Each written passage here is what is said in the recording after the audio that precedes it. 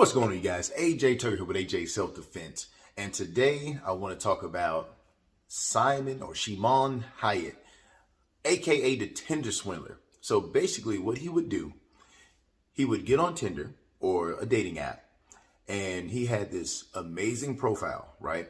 And so he would match with a girl, go on a date with her, but instead of just going on a regular date, like getting some coffee or taking out to eat, he would take her on this ridiculously lavish date. You know, he would send her a private jet, fly her out, and just lavish her with gifts.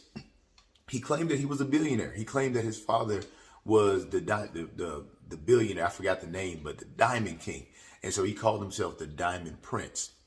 So what he would do, he would just lavish these women, and then he would get into a relationship with them. He was very charismatic, and he would let in between 3 to 8 months go on. And then he would claim that he's in trouble because he always walked around with his bodyguards and things of that nature. Spent plenty of time with the women, and a documentary is coming out on Netflix. It might already be out, but you got to check that out. I'm going to be checking that out because for the last couple of months, I've been making videos talking about the dangers of online dating. And this right here is not common, but it's an extreme example of how things can go wrong online. And how I feel, I always say this: if you like somebody, get a private investigator. Check this person out. See who he or she really is. Check this person out. You have to. And so anyway, he would just lavish these women for a couple of months. And then he would say something like, hey, my enemies are after me. They're trying to get me shut down. They're trying to get my business shut down. These are competitors. They're doing illegal things. I feel like my life is in danger. I can't come. Can you come to me? I can't be in that city, and all this stuff. And eventually he will get to the finance part. So he would say something along the lines of, hey, I had to close down my bank account. Is there any way you can send me some money? And then once everything gets straightened out, I'll get you your money back. We'll be good to go. And it sounds dumb that the women gave him money. But if you're, 5, 6 months into a relationship and this person has been lavishing you, you think in your head like, oh my God, this is the one. It is very possible. And this guy, he did this for a living. He was an expert at it and probably one of the best, right? So he would ask for money. So he would get $20,000, $30,000. One woman gave him $200,000 to try to help him get out of this dangerous situation.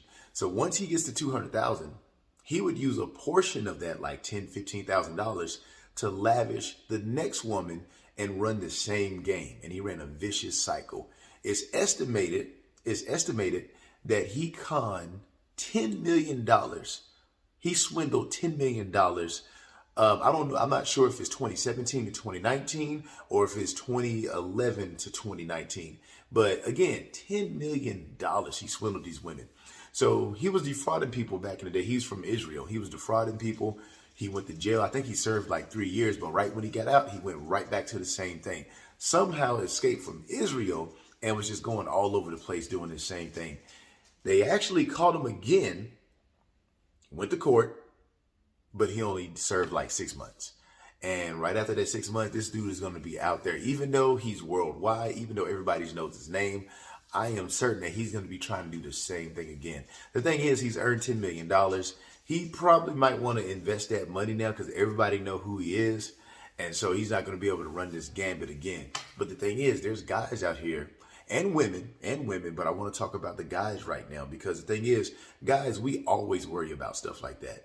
But for women, I know you worry about creeps, but what about somebody who goes all out on the first date? You might meet somebody and they just want to meet for coffee, or they just want to meet somewhere and they're trying to spend the minimum amount of money on you. And you know they are. And you're like, okay, this guy's broke, or he's just trying to do the minimum effort.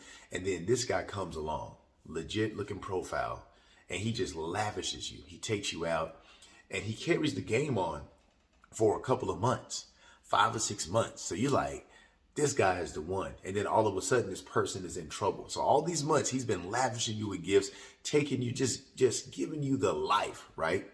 But then all of a sudden, he's in danger. He's in trouble. Are you going to try to help him? You probably will. So this is just a cautionary tale. More is going to come out on this. The documentary is coming out on Netflix. Make sure you check it out. I'm going to be checking it out.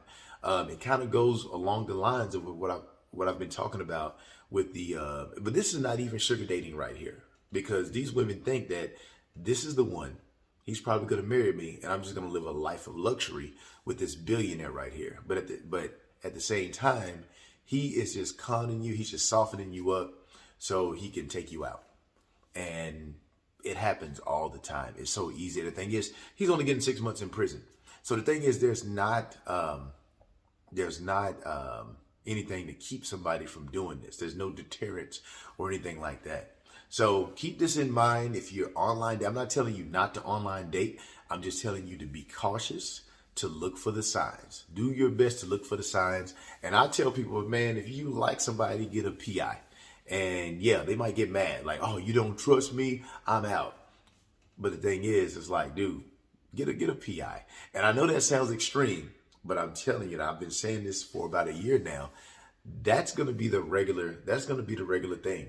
People are going to get information and background checks on people because it's getting that bad. So much stuff is happening. But anyway, man, that's all I got. I will see you on the next one.